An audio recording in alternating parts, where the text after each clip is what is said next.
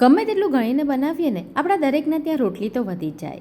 તો ચલો ફટાફટ પેનની અંદર તેલ મૂકીએ, એમાં જીરું હિંગ નાખી આદુ મરચાં લસણની પેસ્ટ અને ડુંગળી નાખવાના છે અને એકદમ સરસ સાંતળવાના છે. ત્યાર પછી એની અંદર તમને ગમતા હોય બધા વેજીટેબલ એડ કરવા. મેં ગાજર અને બીટ નાખ્યા છે અને એકદમ ઝીણા કરવાના છે. થોડા એ ચડી જાય પછી એની અંદર મરી પાવડર, થોડો આમચૂર પાવડર, મીઠું, બાફેલા વટાણા અને બટાકાને મેશ કરીને એડ કરી દેવાના, કોથમીર એડ કરી દેવાની, બધું બરાબર મિક્સ કરી લેવાનું. અને ત્યાર પછી એની અંદર આપણે થોડું પનીર અને ચીઝ ખમણીને એડ કરી દેવાના છે. આ રીતનું સ્ટફિંગ તૈયાર થઈ જાય તો થોડી જાડી હોય એવી સ્લરી તૈયાર કરવાની. મેદામાં થોડું પાણી નાખી આવી જાડી સ્લરી બનાવો. રોટલીની અંદર આપણે જે પૂરણ તૈયાર કર્યું હતું એનો રોલ મૂકી દો, આ રીતે એને વાળી લો અને પછી એન્ડ ઉપર આપણે જે સ્લરી તૈયાર કરી છે એનાથી એને સ્ટીક કરી લો. આવી રીતે તૈયાર થઈ જાય પછી બનાવેલી સ્લરીને થોડી પાતળી કરી દો અને એની અંદર મીઠું ને ચીલી ફ્લેક્સ નાખી દો.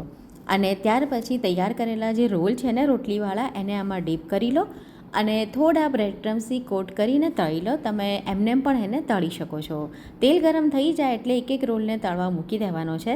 તો જ્યારે પણ રોટલી વધી જાય ને ત્યારે તમે આ પ્રમાણે એકદમ ટેસ્ટી એવો નાસ્તો બનાવી શકો. ડિટેલ રેસીપી ચેનલ ઉપર આપેલી છે.